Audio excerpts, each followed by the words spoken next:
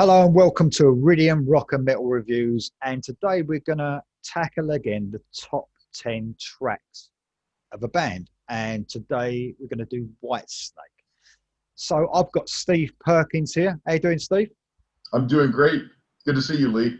Yeah, and you, mate. And you've got a channel called the Wild Man and Steve Show. Just tell everyone a little bit about it, mate.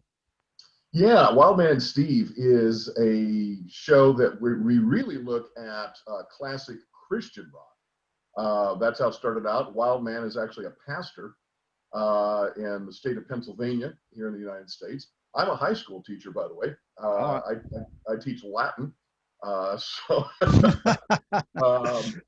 So which is why I love the '87 Whitesnake album, which has had Serpens albus on it, which is Latin for white snake. So I really was excited about that. No, we interview classic Christian rock artists.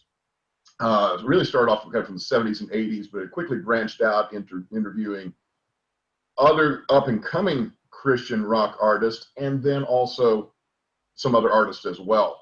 For example, we recently interviewed Joel Hoekstra from Whitesnake and Trans-Siberian Orchestra and Cher. And so it has branched out, but our main focus is faith, talk, and music.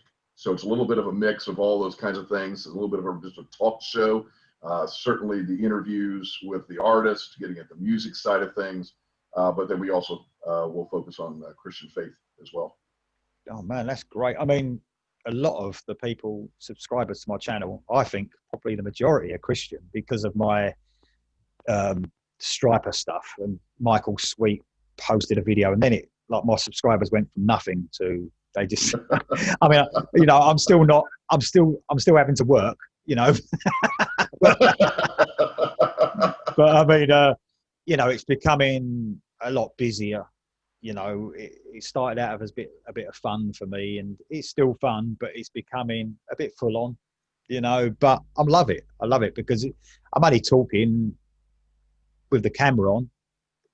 You know, a conversation I'd love to have with anyone. It's just recorded. Exactly. That's how Wild Man and I feel about it. And let's be honest. For some of us here, we're talking people of a certain age group. All right, yeah. So we're remembering the classic days of rock and metal, and we're really fortunate that we still have a lot of that around. Not just in terms of having the recordings, obviously, but having some of those bands like Striper, like Whitesnake. Cinderella did something not too long ago. So having some of those bands still recording and putting out music, people our age are just eating that up. Yeah, and you know what? There is some bands that, you know, are sort of unknown at the moment that have been going a little while, but they're still in there, you know, compared to the bands we just spoken about, Whitesnake and all them 80s bands. But there's some bands now that are great, that are taking influence from those 80s bands, especially from European countries. I mean, you've got, I don't know if you've heard about them, Steve, but there's a band called Eclipse on the Frontiers label, Striper's label. Okay. There's a band called Heat. It's spelt with it's a full stop. It's H full stop E like that, you know, in capital letters. There's a great band called Crazy Licks. They're all these from these European countries that are doing it so 80s, you know, and I'm so glad we got those as well because, you know, it might not be long until the Maidens and the Whitesnakes and all that, you know, they've got to come to an end sooner or later. So you're like, you know, I'm glad there's these bands still looking to branch out for this 80s stuff. You know? Absolutely. So, right, you got sort of, we're friends on Facebook anyway, and you reached out to me when I suppose I put the thing out about people coming on here. You're a bit of a Whitesnake fanatic, isn't you? That's one way to put it. I didn't get into Whitesnake until the late '80s. Actually, it was the '87 album. I did not know them before that. And here in the United States, there was something called the Columbia Record and Tape Club, and there were these advertisements in the newspaper, and you could subscribe to this club. and they would send you records or tape cassettes every month of your choice. Anything you didn't like, you could send back, but then if you kept it, you had to pay for it. And there, in one of their ads, was this album called Whitesnake, and it was described as being Zeppelin-esque. And that was enough for me. I thought, oh, okay, let's get this. And at the same time, in that order, I'll never forget this. I got an album or a cassette by a little band called U2. I'm guessing you've heard of this little band. Oh, yeah. And it was the Joshua Tree album. And so I remember getting those both together, and I played through each of them once. And then I'm not sure when I picked Joshua Tree back up again. It was Whitesnake from then on for me. For me, it blew Joshua Tree away. Yeah. And then I started digging in, and of course, reading the rock magazines and finding out the back catalog. And so immediately I started digging into that, getting the back catalog, and then discovering Coverdale in purple, and getting all of that stuff. And so, yeah, I've been a fan for 30 years or so now. Yes, I mean it's good that you mentioned Deep Purple, because I'm going to talk about this because I suppose it's because of my age, I don't know, but I never went back too much to the 70s. Even with other bands, I was never really into the Sabbath part, 70s part of Sabbath. I was never into Zeppelin that much. I was never into Deep Purple that much. So I think it's because of my age, and that, I was in 1980, I was 10. And at that point, I actually started getting into heavy rock because my brother, he was into heavy rock. So I used to listen to stuff that he got. So I never went back. It's a bit strange. It's full on 80s for me. And I mean, I like some stuff from the 70s, but the 80s were where it started for rock and metal with me, Mm-hmm. So I don't know what it is. I suppose it became a bit more melodic as well in the 80s, didn't it? It was sort of more rock, I suppose, in the 70s, and it became sort of melodic, the real melodic side of it a bit later on. But I'm, as far as Whitesnake are concerned, and my top 10 will sort of coincide with this a lot. There might be a couple of other surprises, but they are from that 19, I wrote it down here, from the night 79 to 84 are probably my Whitesnake and era of that's the part for me. I do like some stuff after that as well, but that like bluesy type side that they had first, rock and blues, was the one for me. And that's unusual for me because I'm very much a melodic rock person instead of blues. If there's a band that does both, I veer towards the melodic rock side rather than the bluesy side. With Whitesnake, and I think that's got a lot to do with David Coverdale. I just think his voice fitted perfectly into that bluesy side. Yes. Well, it's interesting, for me, and I love, God, I love just about all of it. Really, I love the melodic stuff. I've even been able to get into some, and I'm going to be very careful here, some doom metal and some other kinds of things. But actually, it took me back. So once I got into Whitesnake, got into the back catalog, got into Purple, then I realized the blues connection that all these guys had, that really Sabbath and Zeppelin and Purple, all were really connecting back to American blues, which I had zero knowledge of. I had just nothing.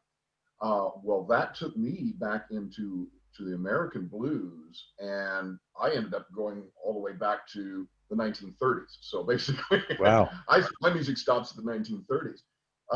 And with Robert Johnson, who was a huge influence on people like Clapton and all the other the guys. And I discovered that and the electrified blues of Chicago, and then tracing that back down the Mississippi River to the acoustic Delta blues, where it all started in the deep South and that sort of thing. And so I just adore that kind of music. I love it. And so I'll switch back and forth from that to something from the 80s to go back to the 70s. And wow, I mean, I thought I was doing well, like in the 80s up till now, and well. but you know, like you said though, and I've often joked. You probably know the American rock and roll artist Buddy Holly, Yeah. And the story that his airplane, of course, crashed and he died, and killing two others, the Big Bopper and Richie Valens, and so that's the day the music died. And of course, you've got the Don McLean song "American Pie" that talks about the day the music died. And I often joke that's not the day the music died. The day the music died was December 31st, 1989. Once we left the 80s, it's all gone downhill. Yeah. Now, that's obviously not true, but in a lot of ways, you know, that really this great, the hard rock, the metal, and that kind of thing really had its decade in the 80s and really peaked. Oh yeah. I mean, I actually, I don't know if it's a bad thing, but I just did. I got into the grunge thing a little bit. I mean, I don't think it is what killed the bands of the 80s. I think they killed themselves to a certain extent. That especially the glam period. I think it becomes so overblown. I spoke about this the other day. You know, you had some really good bands, but then there was a lot of not so good ones, and the market was saturated to the point it just imploded, and it was so big. It was the main music, wasn't it? It was all over MTV. It was just everywhere. Right. And I think something like that gets so big has to come to an end in the end. And I don't think it'll ever get like that again, which may be not such a bad thing. If they teeter on not being the biggest thing, I don't think it can ever implode again. It'll probably always be around, you know. But there's some great bands now. There's some great bands trying to do it now. But before we get into our list, I did actually catch Whitesnake for the first time ever at Download Festival. I think it was last year. Yeah, I think it was last year or the year before. And I loved it, you know. And there's people go on about David Coverdale's voice and it's gone in the live situation. And the truth be known, it probably has. I mean, I was watching, when I was watching him, some of the he completely went. He was singing, but he couldn't even come through the mic because of the years of touring. I mean, how old is he now? 70? Is he 70 something? Just turned 69. Just turned 69. Yeah. So, I mean, years of touring, years of making music. But you know what? I was so glad I was there. And I think that you've got that choice as a fan because it's all over social media. So if you want to read about David Coverdale's voice and you're a Whitesnake fan, you know what people think of his voice live. So you've got that choice to pay your money and go and see a band that you might not ever see again, or you don't. Right. And I was so happy I was there. And what he's done, he's surrounded himself with brilliant musicians at this point that can all sing great. The whole band can sing near enough perfectly, you know. And it's sort of kudos to him because he's surrounded himself with these people and he can, you know, they can sing as well. And he doesn't have to strain his voice and completely, you know, blow it out of the water because obviously, you know, he has a few issues, but I'd rather go and see them now like they are than not.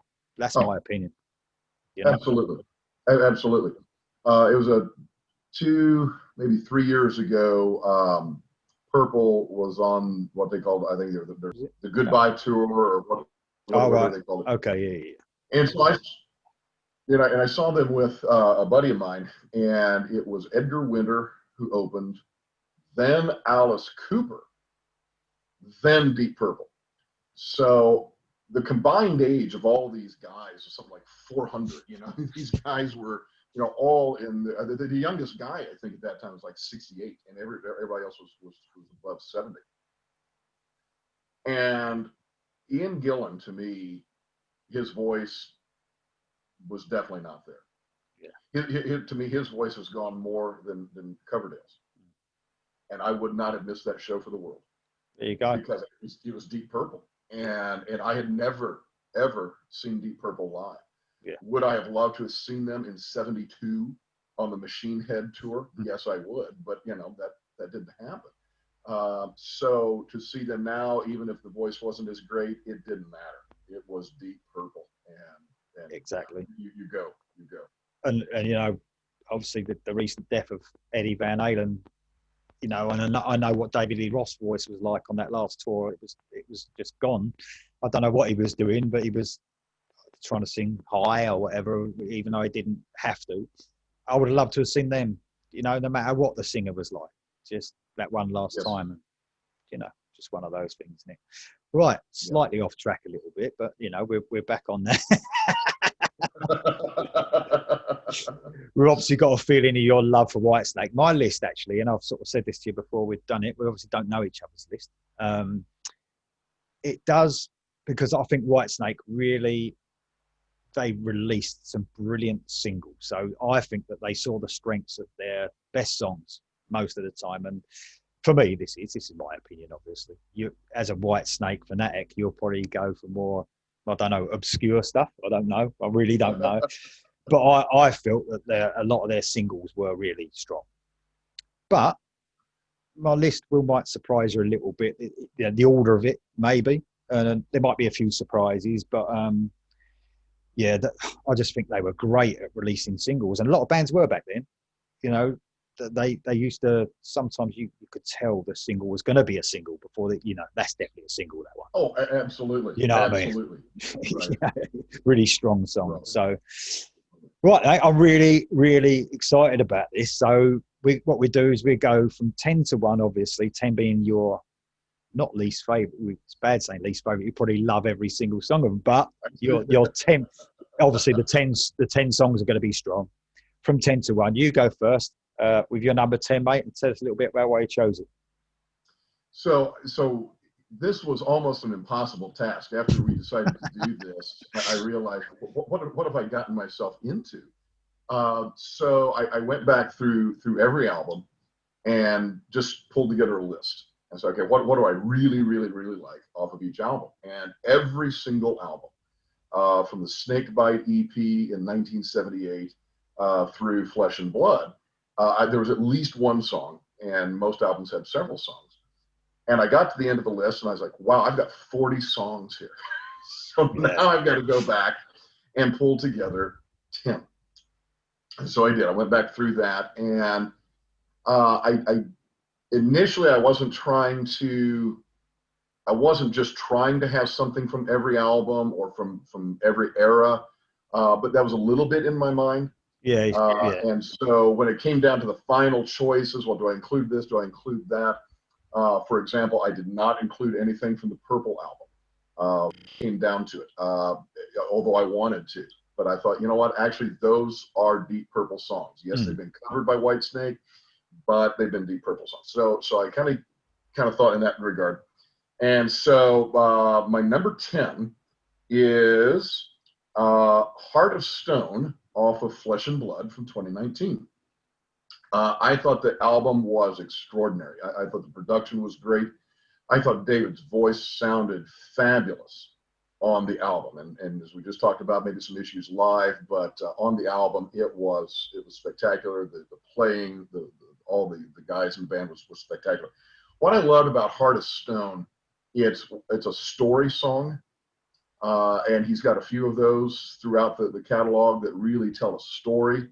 And this is one where is every time it plays, I can picture the video. I know how I would film and direct the video for this song. I can just picture it. I see scenes of just David walking along this kind of foggy street and street lamps at parts. And then I see the scenes of the woman, an angel dressed in black, and he talks about wolves. I can see her stepping out of a pack of wolves. So it's such, he just crafted such a story with the song that it actually became one of my faves.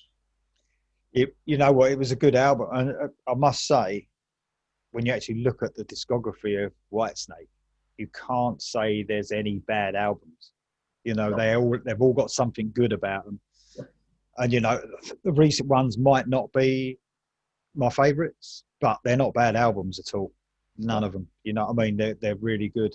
I mean, since they came back with, I think it was Good to Be Bad. I think the last 4 albums, they've been really, you know, they've been really good. You know, maybe not my best period of them, No, But you know, I think they've done every album's had something good on it, without a doubt, without a doubt. well, and to me, Flesh and Blood really did come back up again. I enjoyed Good to Be Bad. I enjoyed Forevermore. Again, a lot of good tracks there.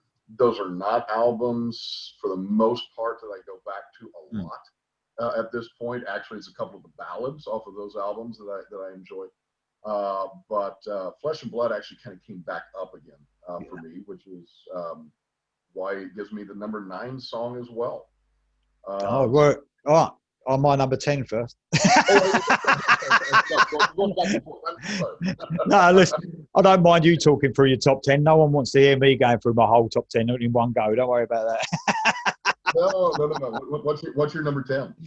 Right, mate. So I'm going quite a way back here to the Love Hunter album, and I've chosen Long Way From Home. So I'm double checking to see if that's on my list. Yeah. We probably will clash at some point, obviously, but such a good song. You know what? I love this song, and it's nothing really heavy about it at all. It's a real light, sort of nice sounding song. Even though I love the pre-chorus, you know, the I would do anything to be near you part. Yeah. So melancholy, so sort of sad in a way. Yes. And of course, his vocals. I mean, he had this thing, didn't he? This maybe he breathed a bit too heavy sometimes, but yeah, you could hear everything, couldn't you? All his heavy breathing throughout the whole album, really. And I used to have the Love Hunter out. I haven't got any albums anymore. I've got about 4 or 5, I think, that people got me for my birthday over the last, couple of years. But I used to have the album Purple with Whitesnake, big and the woman, sort of, but that used to be one of my most played albums when I was a kid. But I love Long Way From Home. I just think it's got a great vocal, and it felt different, than anything I played at the time. Everything else was a lot heavier. This was very mellow, and like I said, his voice was just mesmerizing. You would just be like, wow, absolutely amazing. That's my number 10. I would put Love Hunter, for me, probably Love Hunter, Come and Get It, and Ready and Willing. They're all 3. That's probably my top 3 albums. And Love Hunter, same thing. That song is such a good song, Long Way From Home. And one of the things about his lyrics, it's, I've been married for 30 years next year. And I love my wife. And so many of those songs are songs that in my head, as I'm listening to them, I could sing to my wife. Yeah. I would do anything I could to be near you. Walk all night in the pouring rain to be at your side. Yeah. I'm going, oh man, I can sing that one to her. Let's be honest. Very personal, aren't they? Very personal, isn't it? Yeah. And some of the lyrics, some of the songs from the 80s and whatnot, it's just, about, a quick roll in the hay, as it were. But some of his songs are really, truly love songs. And so, I'm with you on that. All right, then, mate. Number 9 for me was, again, from Flesh and Blood, and which I was surprised I picked 2 from such a recent album. But it was Well I Never. Again, it's a story song. It's a story song. The rock and roll is knocking the pictures off the wall here. It's a story song. It's about a man coming back to his woman, and then it's just got one of those great lines. Well, I never ever, never, a woman like you. I love it. It's just. And the other thing is, Whitesnake is one of my guilty pleasures. Okay, it's like eating junk food to a certain extent for me. As we talked before the show, I'm a teacher. I teach classics, which is Latin and Greek and philosophy and all that kind of stuff. And so it surprises a lot of people that I'm into hard rock and metal. But when you spend your days with Virgil and Homer and these really great poets, that's really good stuff, and I enjoy that too. But sometimes you just want to a full-throated rock and roll song. And so, well, I really gets it from me. Cool. And lyrically as well, going back to that, you always, he's not like, you know, I was talking earlier on another video, is that you always knew what he was singing about. Like sometimes with artists now, they're so abstract that you don't know what's going on. They leave it up to your own interpretation, and it could mean anything.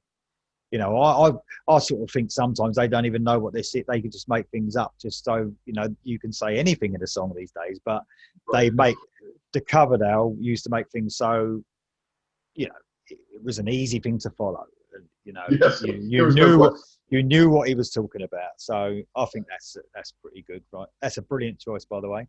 A couple off the new album. That's good. Right, my number 9, and this is, I did say that I liked that earlier period, but this is from the later period, not the latest, but off the Slip of the Tongue album, actually.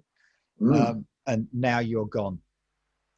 Oh, see, what I love about this song as well is the beginning of it.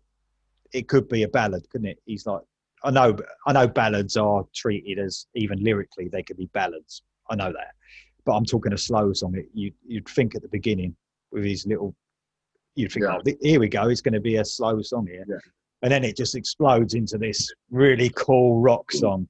Yes. You know, it's a brilliant. It sort of is a ballad because of the lyrics, but it's not because of the way the song is, and it's really catchy. You know, I think this is the period with Steve Vai, isn't it? It is. Slip of the Tongue. Great, great musicianship. He had some brilliant musicians as well all the way through. And look at the ones he's got now. I mean, amazing musicians, and he's always had that, because when you're the best vocalist, you can have the best musicians as well, can't you? Yep. I remember when that album came out so well. It came out around the same time as Motley Crue's Dr. Feelgood, and I remember getting them both. And of course, I don't know if they packaged CDs this way in England at the time, but in America they packaged them in what we called the long box. It was a very long, narrow cardboard box, and the CD, of course, only took up a small portion of it. And it was basically to keep people from stealing the CDs in the music stores. That was the music company's packaging. And so I remember Slip of the Tongue came out in the long box, and that's such a great song. Love it. Love many of the tracks on it. I think it was a single, wasn't it? But it, you know, But I mean, it's probably. Oh, I don't want to give my list away. I'm not going to talk anymore. All right, that's my number 9. All right, moving on then. Number 8. Well, okay, so now I'm really coming into to my home, and I think yours as well. Ain't Gonna Cry No More from Ready and Willing, 1980, and it's got a very bright tone. The opening of it, it's acoustic guitar, which immediately, if you're listening to a Whitesnake album and all of a sudden there's something acoustic comes on, you turn your head. You say, what is this? And it's also very bright in its tone. Great John Lord keyboard in that, and this just incredible blues lyric. Try hard to remember, so I won't be fooled again. Hey, hey, hey, ain't gonna cry no more today. And I love it. It also then opens up just like what you were just saying. There's a part where it opens up into a little bit more straight ahead rocker, kind of in the middle of the song there. But just one of my all-time favorite albums. Man, they used to do light and shade really well, Whitesnake. A lot of bands did in it. I think that's one of the things I miss about the 80s. I mean, even though there's some good bands about now, I think that sometimes you don't get that light and shade which bands used to have back then. Whitesnake had it, where they would take you in within one song. You would have those acoustic bits, and then you would have an electric bit, and then they used to change it around so much. Scorpions were similar with their stuff. They used to do real. A song could take you in 4 or 5 different places at a time. They were great at it as well, Whitesnake. Absolutely brilliant choice, mate. I love that one. But my number 8, this might be a bit of an obvious one. So I talked about the singles that they brought out, which I love. And this is off of Come and Get It. And it's Don't Break My Heart Again. I just love this. That's coming up on my list. I just love it's like the stomp near enough of this with the bass going over with the yes, yes. with the keys or the organ or whatever you call it, and that riff, down, down, that stomp. Oh man, and I just love it. The verses are probably my favourite part of it. The way that bass runs along with the verses. I love it. Oh, I absolutely love it. Brilliant song. I you know what? No. Okay, No. I was going to talk about it now. It's coming up on my list, so I guess Yeah. I'll hold off, but I won't say anything more. Yeah.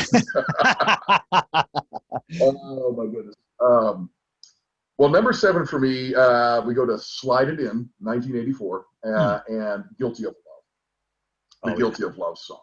Yeah. And I love Mel Galley's guitar on that. I think Mel Galley was really, really great on that album.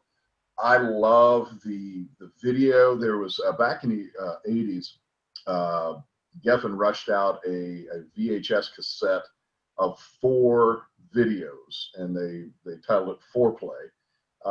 And that was one of the songs, one of the videos on that Foreplay collection.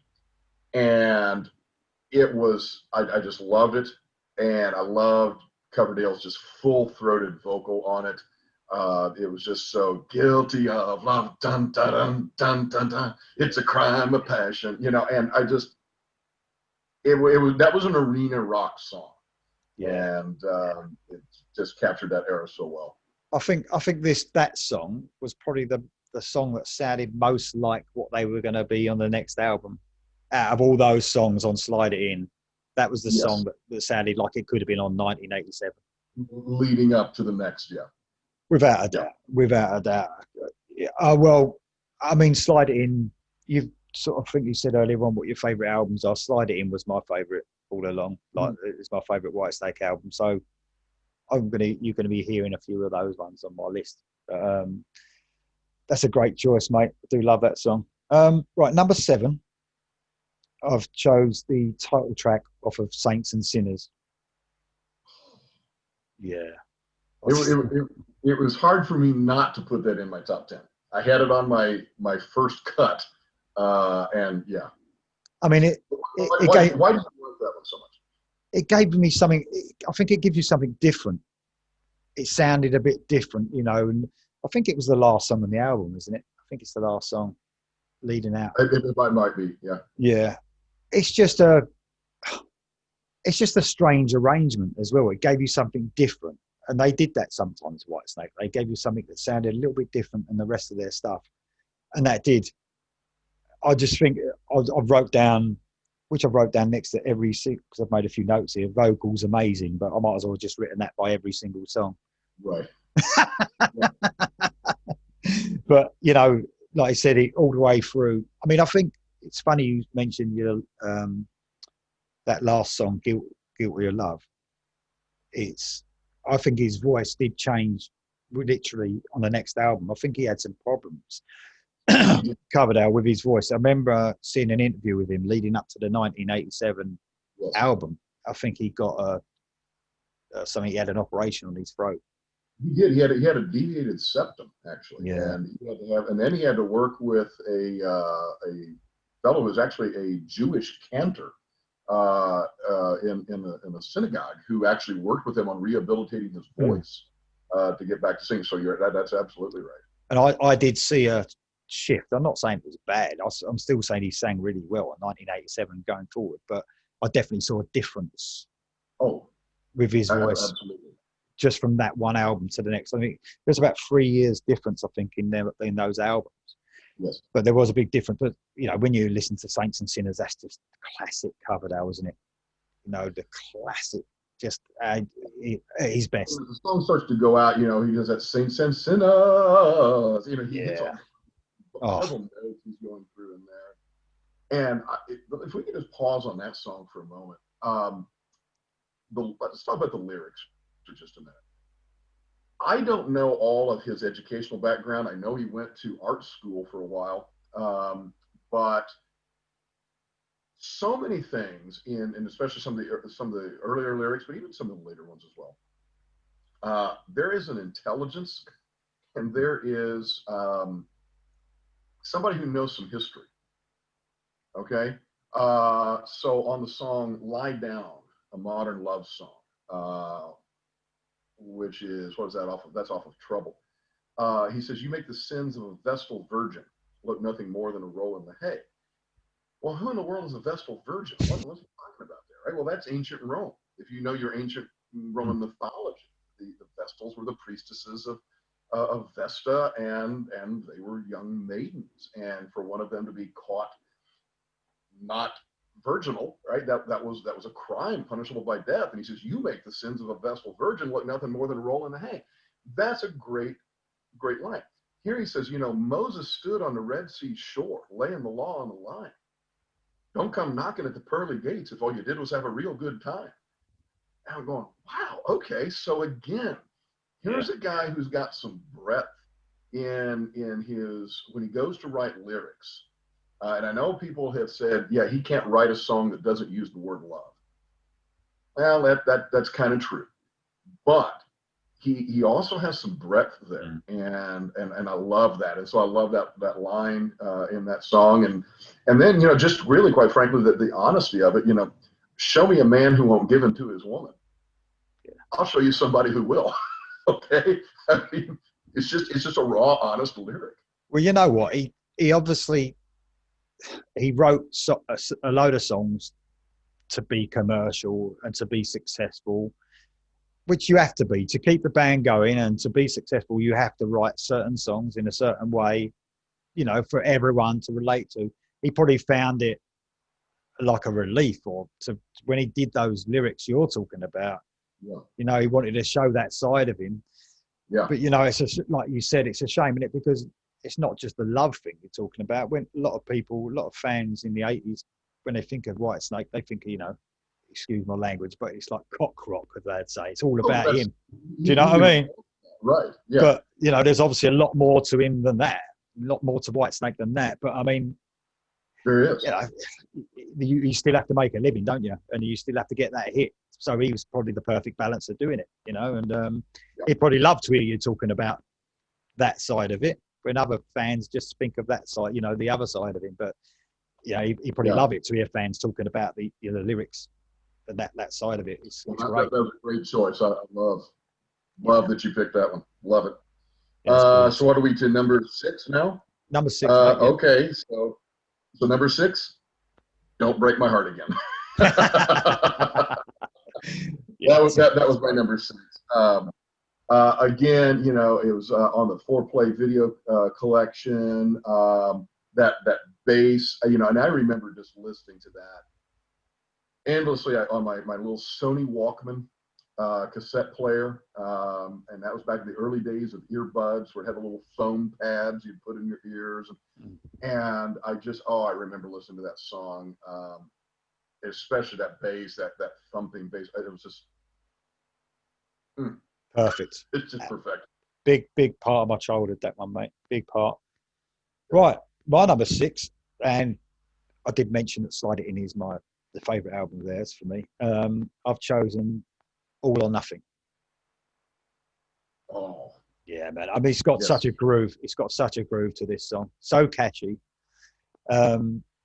It's the verses again. I don't know what it is about. A lot of bands, when they write a verse, they sort of don't bother with it. It's all about the chorus. But I think some of the catchiest stuff that Whitesnake wrote was the verses themselves. I just love it. It's a brilliant song. It's right. It just summed up the Slide It In album for me. It was my favourite period of them. I love John Sykes as well. I mean, I know he wasn't in Whitesnake for a huge amount of time, but I just love his guitar playing, and I can see why they clashed. I think they clashed a bit, him and Cover, though, didn't they? The best looking bloke in the band, maybe.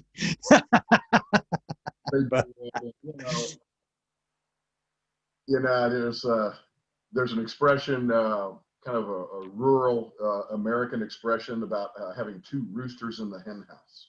You can't have 2 roosters in the hen house. They will fight. and I think you had two roosters. Both of them just so good at what they did, and personalities didn't work, but yeah, the playing was fantastic. And again, the lyric, given everything I've got, what are you going to do? Don't try running away. You get nothing that way. It's yeah. Oh. And I mean, I don't want to repeat myself again, but I've written down about the vocals again on this. It's just that, I think he was for years, he was at top form, and this was one of them. Absolutely brilliant song. That's my number 6, mate. And that's one. Well, it just, you said how that album kind of leads into '87, and I think that's another song where you can really hear that. Because there's a little bit more of an aggressive vocal in there, and you can hear where that will be going. Yeah. Okay, so number 5, we go to 1987, off the Whitesnake quintuple platinum, "Children of the Night." I never understood why that was not in every set list the band played live after that. It's "Are You Ready to Rock?" Yeah. "Children of the Night." I mean, this was just an anthem. It's got an incredible guitar attack in the intro. It just comes out full force, and to me would have just been such a crowd favorite, because it really is to the crowd. It's kind of about the concert experience. Are you ready to rock? Yeah. So, yeah. A huge album as well. I mean, commercially, it's looked at as one of the best melodic rock albums ever, isn't it? Absolutely huge album. So definitely, even though I preferred the albums before, you can't argue with some of the tracks on it, which, no, I'm not going to give my list away again, but I might. Again, as we were talking about, as you said, you've got to write the songs that are the big catchy hooks and riffs and all that kind of stuff for popularity, and then you've got the more subtle lyrics. There's nothing subtle about "Children of the Night." It's just one of those big, over the top. It's Kiss. Rock and roll all night and party every day. It's that kind of a song. There's nothing subtle. There's nothing intelligent about it. It's just boom, here it is. And you have to have some of those. And again, as much as I love a subtle lyric, I also enjoy that too. So yeah, and '87 was the perfect time to bring that sort of album out. Obviously, that was when it was at its height, when it MTV and all that, and they just hit it bang right at the right time. Brilliant. Okay, mate, my number 5 is another title track, and it's "Ready and Willing." Ready and Willing. I just love my favourite part of this is the little breakdown, the sweet satisfaction part. And this is what I was saying earlier on about how sweet satisfaction. Oh, I just love it. I mean, of course, when they break it down, he does his little breathing, his heavy breathing parts he does. And, oh man. I mean, like I said, they're light and shade on some of their songs. And this is another one of them where it breaks down into the little quiet bits and then goes back in. Yeah, I know it's another single, I believe. It definitely was another single, but I just think they were so good at bringing out these songs, which were huge. And another song that sounded a bit different as well. It sounded a little bit different. Yeah. So I think that's why I chose it. I think this is one of them songs where it feels really fresh. I say that quite a bit about some songs, but when it comes in on my car, I'll turn it up. It'll never be a skip for the rest of my life. It feels fresh today as it did back in whatever year it was, early '80s. Brilliant song. Yeah. Ready and Willing, I think was '80, and that was a hard album for me to find. I remember that was when I was starting to build the collection, and went to the local record store, and I knew it existed. Asked them to special order it for me, and man, it didn't come in for like a year or more. And then finally it came in, and I think that was the last album to complete the collection for me up to that point. And I put it in, and I was just blown away by it. And if you've ever heard that song live, they used to do that one live quite a bit. That was a great crowd participation song. That when they would get to that breakdown part, sweet, satisfaction, you hear the crowd, and he would start to kind of growl. He's like, what do you want? And they go, sweet What do you need? Sweet, sad. Yeah. It's like just there's a real nice all in response, and and And then, then come back. yeah, I saw a video, VHS. I think it must have been VHS video, when way back when in the 80s at Donington, Monsters of Rock in England, Mm. and it was all these songs we're talking about, all those early 80s ones, and yeah, that was one of them. Just to watch him perform, what a performer on stage as well. Absolutely, one of the best, one of the best. Easy with And, the things he could do with a microphone stand. I mean, well, and let's be honest, we all imitated that at some point. oh Probably, yeah, yeah. The upside down microphone stand and all that. Right. Oh, brilliant. I just finished an interview, actually it was just yesterday, and it won't come out for a while now, but we just finished an interview with John Schlitt, who was the lead singer of Petra. And he used the phrase frontman a few times, and I brought him back to that in the discussion. And I said, talk to us a little bit about how you understand frontman versus just lead vocalist. Mm. And, Coverdale was absolutely a frontman. Yeah. Robert Plant was a frontman. And these people who really, they're the focal point, they represent the band on stage. As John Schlitt was saying, he said, even when maybe the audience isn't into your show, and he said, doesn't matter who you are or how many shows you play, there's going to be some audience that's not into your show. He says the front man, that's their job, is to get the audience, right? And whatever you're doing, whether it's jumping around, you're flying around like David Lee Roth, or whatever you're doing, but it's your job to get the audience, and Coverdale did that just phenomenal. Well, I think the best frontmen saw that the show they put on was just as important as the singing, yes, or just as important as the music, because people are paying their money to come and see a show. That's it. And that's what grunge was. Probably the worst bit about grunge is that you go and see these bands and they would just stand there, but they did money for this, right? No, that's exactly right. Exactly. Okay, so now number 4 for me, "Come and Get It." It's off the "Come and Get It" album, 1981. "Lonely Days, Lonely Nights." Yeah, I love that song. Yeah, another one I played endlessly. Great blues feel. Lonely days, lonely nights. Someday, babe, it's going to be all right. And for a young man, as I recall playing that some of the time, maybe not with a girlfriend at the moment. And that song really spoke to me. It's like, dude, someday it's going to be all right. Yeah, if I could play this to a woman, that would be it, or sing it, especially, that would be it. I'd be all right. Just, again, we're just starting to say some of the same things here, but that "Come and Get It" album to me is right in there with Love Hunter and Ready and Willing. I think that's my trifecta. That's my 3 favorites, because it has, again, that classic bluesy feel. Certainly not fast. You think about the later stuff, a lot of much faster songs. This is a slower song, as blues is, and it just speaks to your soul. That's probably what appealed to me a lot as well about the earlier albums, because if you watch the channel at all, I like the sort of medium pace songs the bands do, the medium pace and ballads. I'm not into fast songs that much. I do like the odd fast song, but I'm more veer towards the medium and slow, not the ballad stuff. But it's a great choice. Love that song. Love the album. Right, my number 4, maybe a lot of people's number 1, I reckon. It's probably the most epic song they've ever done, and that's "Still of the Night." So I just think, even though they made that transition over to this different sound, I just think that everything about that song is amazing. Especially that breakdown with I don't know, it's probably keyboards, but the violins, I would say, that part near the end. And then when it leads off into that, oh yeah, and that part of it, yeah. And then when it leads off, there's a brilliant guitar solo.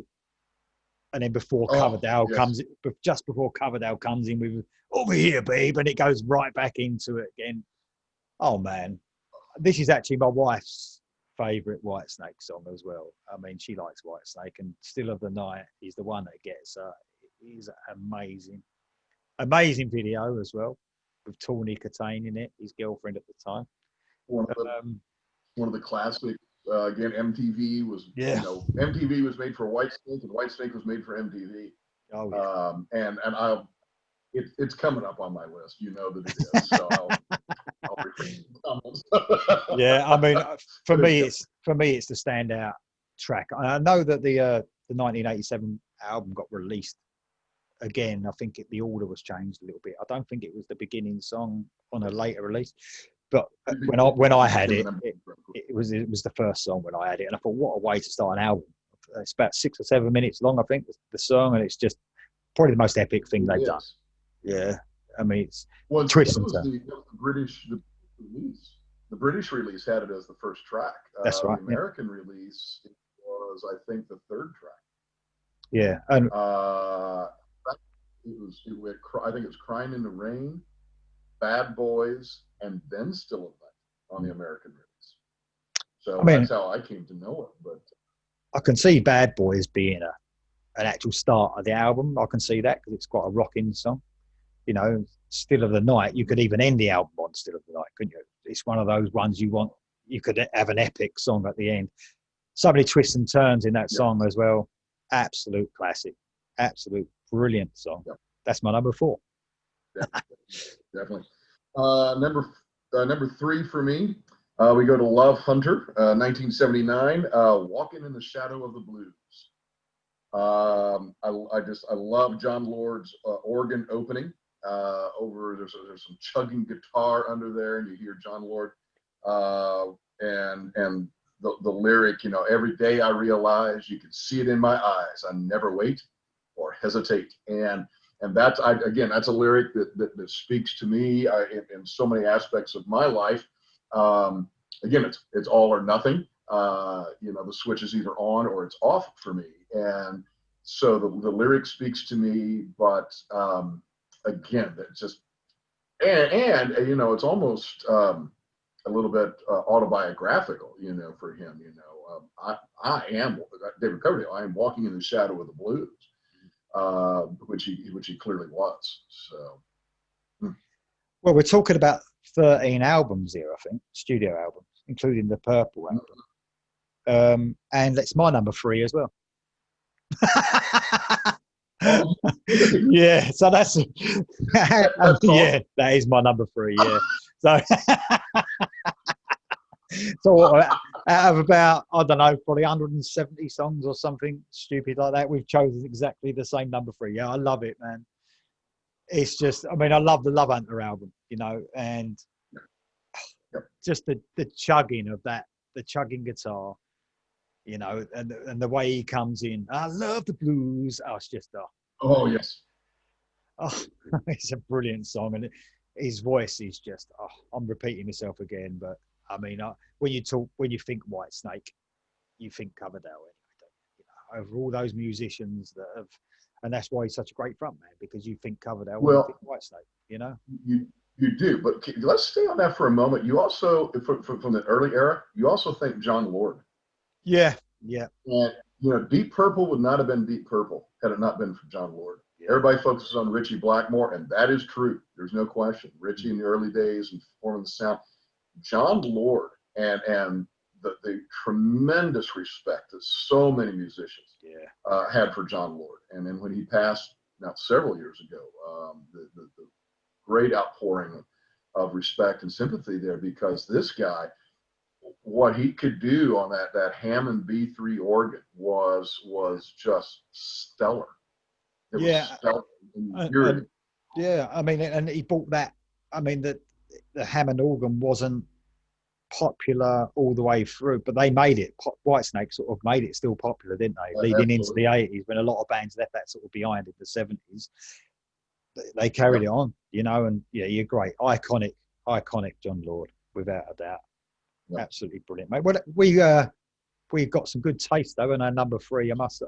Obviously. Okay, mate. Well, my number 2 is Still of the Night. And I, like you, I had notes written for every track. I didn't even write any notes for Still of the Night. I think you just say Still of the Night, and that's the end of the story. It's such an anthem. That opening, that da-dum, And then that wow. Still of the Night, oh my gosh! And of course, it's been the set closer for 30 years.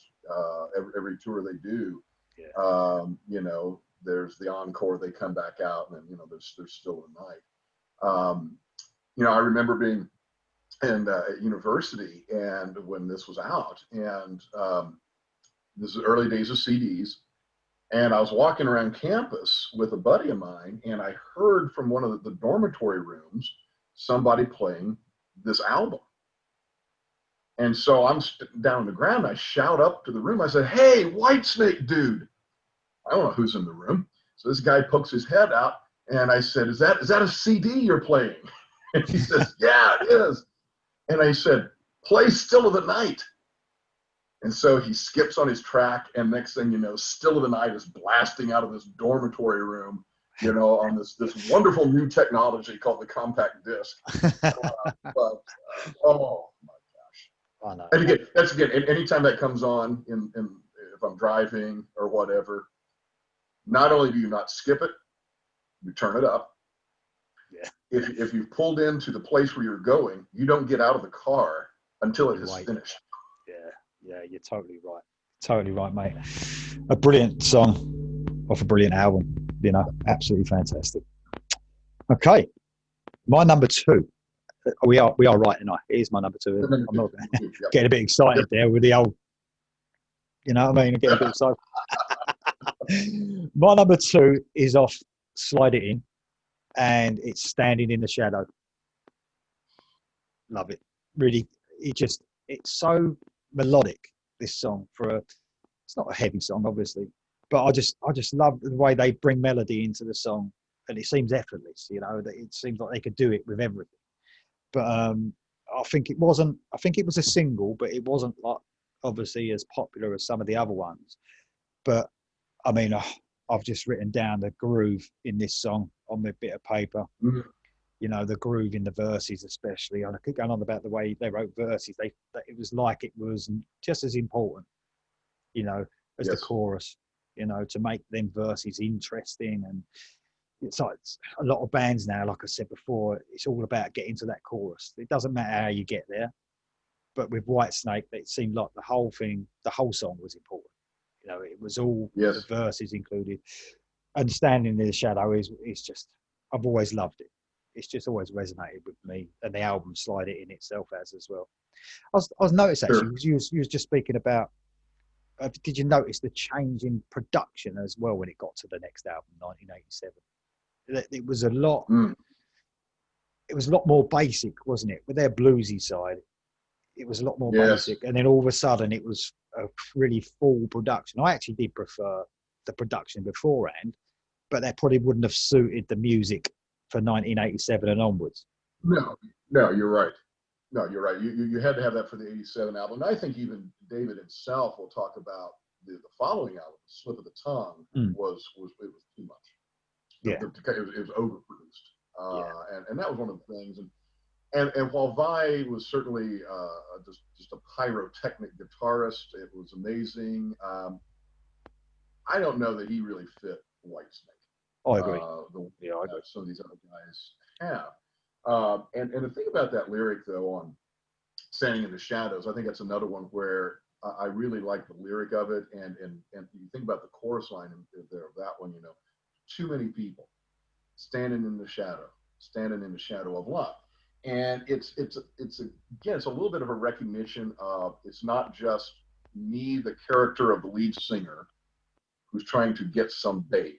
All right, it's not that. It's a little bit softer. It was something that understood a little bit of a wider perspective there. And you know, there's a lot of people out there. In fact, there's too many people standing in shadow. I'm going, yeah, that's a nice lyric. Yeah, for some reason as well, it reminds me of a song we've both spoken about already, Don't Break My Heart Again. It has that same feel to me, the Don't Break My Heart Again, that sort of stomping sort of feel. Absolutely love it. Well, we're up to your number one, mate. I'm sort of trying to think to myself, I'm looking through my list thinking, is it going to be one? I really ain't sure, because I was thinking it might have been Still of the Night, but obviously not. So go on, hit me with it. All right, here comes drum roll, please. So here we go. We go back to the absolute beginning. Yeah. It's off the Snakebite EP, 1978. A song that he did not write. Ain't No Love in the Heart of the City. And the version, though, is off the Live in the Heart of the City, the 78 live album they did at the Hammersmith. And that live version. What a cover, by the way. What an album cover that was as well. Was that the one? Oh, great. Was it like a painting? It was like a painting sort of thing. Yeah. Oh, yes, and like color and yeah. And it's got the line, of course, he's done it a million times live, but at some point he says, "Sing it for me, London, sing." And that you hear the great Whitesnake choir coming in, the fans, ain't no love. And then, and he's so in the moment and he's like, sing it beautiful. And it's just, to me, that song is Whitesnake. It's a brilliant song, man. I mean, I've got it because we've got some honourable mentions to talk about after, but it's definitely, it's an iconic song. And it's funny, isn't it, as well? A lot of bands in those early 80s especially, their live albums, the live recordings were, if not better than the studio, and with that crowd noise, it just brought them to the energy you felt on a live album. But live albums ain't what they used to be now, are they? They was big releases, weren't they? Do you remember? Big. You used to look forward to a live album, Oh, absolutely. Yeah, you think about Made in Japan. I mean, that was the one that really set the kind of the gold standard for Deep Purple, Made in Japan, for live albums. Frampton Comes Alive. And in fact, I was just reading a review of the Whitesnake Live in the Heart of the City. And someone said just a criminally underrated and unknown live album. Because a lot of people do think about or Kiss Alive 2. Everybody thinks about some of these other live albums. After Death, Maiden, all the time. Live After Death is just, so it should be, but there are lost albums, without a doubt. Well, and also, it shows, I think, the real musicality and the real musicianship of these artists, right? So it isn't just getting on stage and playing the song off of a recipe, right? Off of the sheet music, the way you maybe did it in the studio. But these are people who are masters of their craft. And so guitarists who can come up with different things on the spot and are riffing in different ways, different drum fills, and then a vocalist who can do different things. And then, of course, with this one, you really get Coverdale's interaction with the audience and the formation of what he then would go on to call, the Whitesnake Choir. So to this day, he'll still refer to his audience as the great, Whitesnake Choir, and interacting with them in such a way, that, again, that little call and response. And so it's, whether it's a huge arena or a small club, everybody feels a part of the show and what's going on. Amazing choice, mate. Absolutely amazing choice. We're up to my number one. This has been my favourite song forever. I just ever since I heard this song, it's off my favourite album as well. I might actually sing a bit of it to you. Is that all right? So you can guess which one it is. You ready? Who knows where the cold wind blows? I ask my friends, but nobody knows. Who am I to believe in love? Oh man, I just love it. And it's another one of them It's another one of them ones as well where it starts like it's going to be a ballad, and you could say it's a ballad, I suppose. Speed-wise, it's not, but lyric-wise, it is. I just love "Ain't No Stranger," man. "Love Ain't No Stranger" has been my favourite Whitesnake song since it came out. I couldn't believe it. It was the John Sykes period again, and I just thought they were so posy, weren't they? I mean. I remember seeing the video to this as well, and the only disappointing thing they had a really shortened version of this, like compared to the album. So whenever you heard the song, it was like oh, where's that? Where's the other version? You know, I mean, I want to hear the original. You got to hear the real thing. Yeah, I've loved this song since, you know, all my life, and whenever I think of Whitesnake, I think of this song, and I know it's probably not the song that everyone would choose, but I just think it's a classic. Man. I just think it ended that era that I loved of them, even though they bought some great stuff off afterwards. But I just think it summed up exactly what they were about. They were catchy, weren't they? They were the voice of Coverdale, which we keep going on about. But at that time, with Sykes in the band as well, he was a favourite of mine since he played on the Thunder and Lightning album, Thin Lizzy album. You know, and I just love that song, and that's my number one. Love Ain't No Stranger. Sorry about singing. No, listen. Who cares about the fan? Whoever listened to this, we're just going to have fun. You know, you talk about you said several times about the light and shade, and just the musical dynamics. And you've got that very soft, you know, who knows where the cold wind blows, and then oh, and then there's a love ain't no stranger, down, down. And in a lot of ways too, as you think about that album, as we've talked about, kind of the end of that one era, the launching into the other. And that song really perfectly does that as well. It's got the parts that go in both directions. And, definitely. It's a brilliant choice. And you love it right near the end as well when he dies it down again. Does it again, doesn't he? Who knows where the cold blows right at the end again. It just goes back in. Oh, man. It is definitely my number one. Always will be, I think. So that's it, mate. We're up to I really love the top 10, by the way. I really enjoyed it. It's been great. It was good. Yeah. Oh, a lot of fun. So you probably want to do your 30 honourable mentions, but I can't do Oh, you know what? I'm gonna get by my own picture here. Oh gosh, I loved the kind of the boogie woogie Bloody Mary off of Snake Bite. I always loved that. A ballad. I wanted to include it. The Time Is Right for Love, off of Trouble. all the way back. I saw you in your garden, sweet lilac in your hair. Sunlight seemed to surround you and bless the morning air. I wondered what your name was, and if you would dance with me. I heard you cry for mercy, but my eyes they could not see. The time is right for love, and I thought, that's a poem. It's just a poem. Yeah. And just set to music, just so beautiful. Gosh, love that. Man, for me, Love Man and Black and Blue off of Ready and Willing, two real bluesy rockers there. Talk about guilty pleasures off of Come and Get It, Wine, Women, and Song. Yeah. And Girl. Girl, yeah. I know. Brilliant, gosh, mate. Just love this. I had Love Ain't No Stranger, certainly on my list, and we didn't talk about, we didn't do anything from Restless Heart, which came out in '97. I did like Don't Fade Away. I thought that was a good track.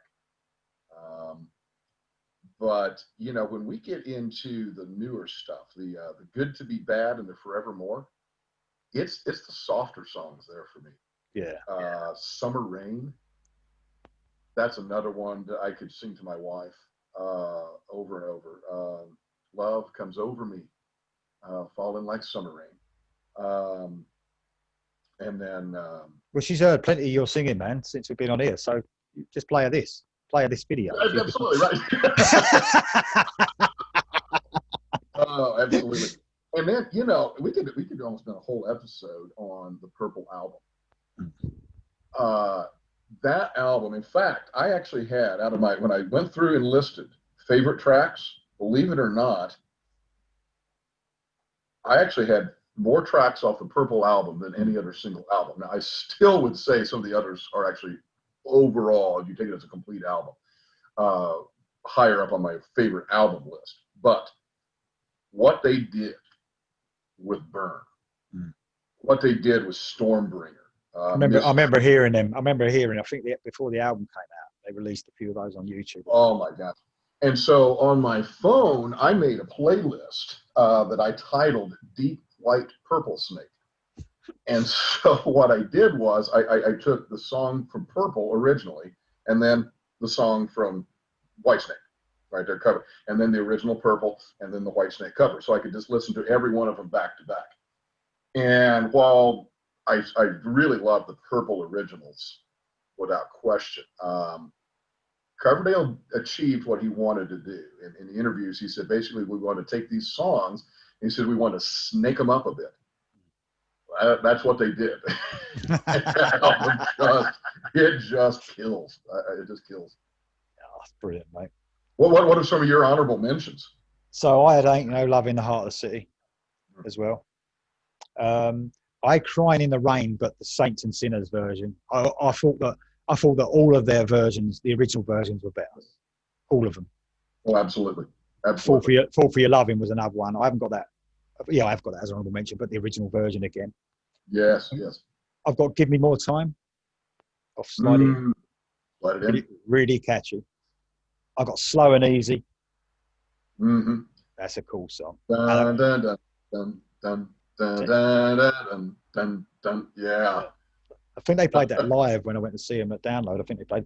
And Love Hunter, the actual title track as well. I've got that as well. So, I mean, there's loads more, but I mean, it's strange. When you, like you said, you try to pick a bit from each era, because I could literally come in and choose the Slide It In album, but it wouldn't be very interesting, you know. We'd just be talking about that. Oh yeah, it's a bit difficult, but listen, man, I've had so much fun doing this. It really has been a right laugh. So hopefully you can join us again. Would love to do that. Thanks for having me on your show. Any last words, mate, before we go? You know, just keep on rocking. I've told so many people about your show, and I'm glad to see it getting a boost. I'm glad to see you're getting a number of new friends from the United States, and I love the fact that this technology, even though we're an ocean apart, that fans and friends can connect in this way. And I'm going to leave a link to your channel as well, mate, at the bottom of the video, just so people can subscribe. I've watched some of the great videos. So, right. Thank you very much, mate. If any of you guys can leave some comments at the bottom, what are your favourite Whitesnake songs? Do you agree with our lists? What do you think of our singing? That would be a good one, wouldn't it?